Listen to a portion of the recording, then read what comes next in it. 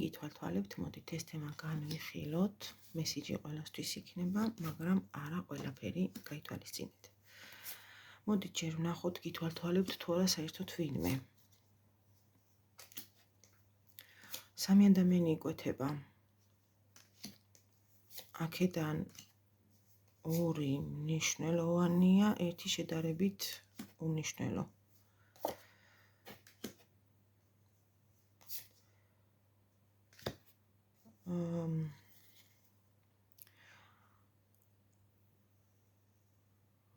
პირველი ორი მამაკაცია, მესამე ქალი. შევეხოთ ცოტა სამივეს. პირველით დავიწყოთ. ტემპერამენტიანი, ქარიზმატული, ჯიუტი, პრინციპული, ბნებიანი, ეჭვიანი მამაკაცია. მისი ემოციურობა მას ხდის ზედმეტად იმპულსურს. წუთიერი სურვილებით ხელმძღვანელობს, რის დროსაც სრულებით ივიწყებს გონებას. იმდენად ძლიერი გრძნობითი განცდების გამოწვევა შეუძლია, იფიქრებთ კიდეც მორჩა, ჩემით არის შეპყრობილი, მაგრამ ერთი შეხედვით არის ასე. სინამდვილეში ჩაკეტილი ადამიანია. ჩაკეტილი ცხოვრების წესით, სადაც სხვებს ნაკლებად შეუშვებს.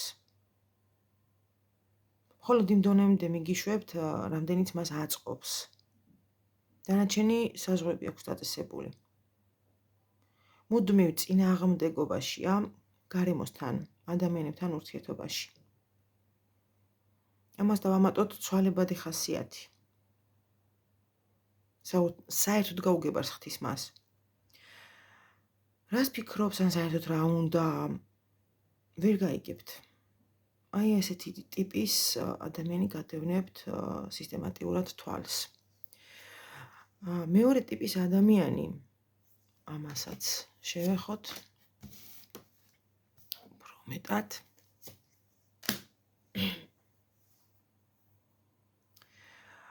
ვინც ასევე გადევნებთ თვალს, სიცოცხლით სავსე, მხიარული, პოზიტიური ადამიანია.